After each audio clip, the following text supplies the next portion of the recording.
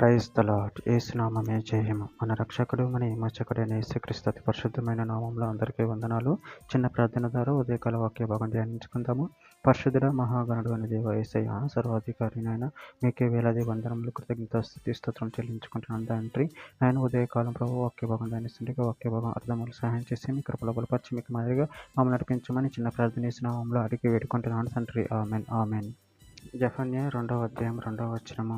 విధి నిర్ణయం కాకమునుపు యెహోవా కోపాగ్ని మీ మీదికి రాకమునిపి మిమ్మును శిక్షించుటకై యెహోవా ఉగ్రత దినము రాకమునిపి కూడి రండి. ఆమెన్. దేవుని వాక్య భాగం దీవించును కాక. ప్రభునందు ప్రియులారా, ఇక్కడ వాక్య భాగంలో గమనించినట్లయితే విధి నిర్ణయం కాకమునుపు యెహోవా కోపాగ్ని మీ మీదికి రాకమునిపే మిమ్మల్ని శిక్షించుటకై యెహోవా ఉగ్రత దినము రాకమునిపే కూడి రండి. అదేవిధంగా వాక్య భాగంలో గమనించినట్లయితే మత్తయి సువార్త 24:35 వచనంలో ఆకాశమును భూమియు గతించును గాని నా మాటలు ఏమాత్రం గతింపవు.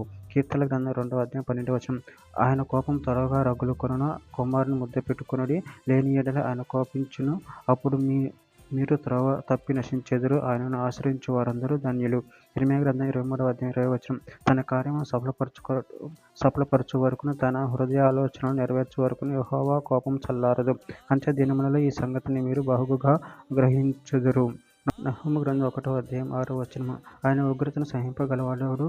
ఆయన కోపాగ్ని ఎదుట నిలవగలవాడెవడు? ఆయన కోపం అగ్ని వల్ల పారును, ఆయన కొండను కొట్టగా అవి బద్దలగును. మలకి గ్రంథం 4వ అధ్యాయం 1-2 వచనంలో ఎలీయనగా నియమింపబడిన దినము వచ్చుచున్నది, కొలిమి కాలునట్లది కాలును, గర్విష్ఠులందరూ దుర్మార్గులందరూ కొయ్య కాలు వలె ఉందురు, వారు ఒకనికి వేరైనను చిగురైనను లేకుండా రాబోవు దినము అందరినీ కాల్చివేయునని సైన్యములకు అధిపతి యెహోవా సెలవిచ్చుచున్నాడు. అయితే నా నామమందు భయభక్తులు గలవారు మీకు నీతి సూర్యుడు ఉదయించును, అతని రెక్కల ఆరోగ్యము కలగజేయును గనుక మీరు బయలుదేరి క్రొవ్విన దూడలు గంతులు వేయినట్లు గంతులు వేయుదురు.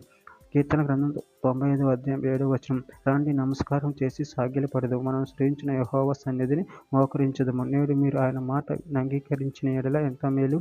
చివరిగా ఒక మాట.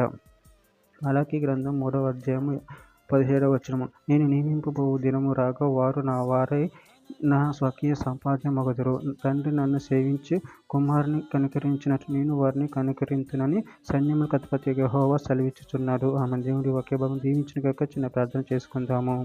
పరిశుద్ధుడ ప్రేమగల దేవ యేసయ్య, మీరు ఇచ్చిన వాక్యదానాన్ని బట్టి ప్రాముఖ్యతను చెల్లించుకుంటున్నాను తండ్రి. మీ కోపాగ్నికి గురి కాకుండా మీ ఎదుకు వచ్చి నిన్ను ఆశ్రయించి నిన్ను గణపరిచారు. మన శక్తిని అనుగ్రహించండి, మీ కృపలో బలపరచండి, స్థిరపరచండి. మీకు మహాంకరంగా మమ్మల్ని వాడుకొని మీ చిత్తాన్ని మా జీవితంలో జరిగించమని చిన్న ప్రార్థన యేసుక్రీస్తు పరిశుద్ధమైన నామములో అడిగి వేడుకుంటున్నాను తండ్రి. Amen amen amen.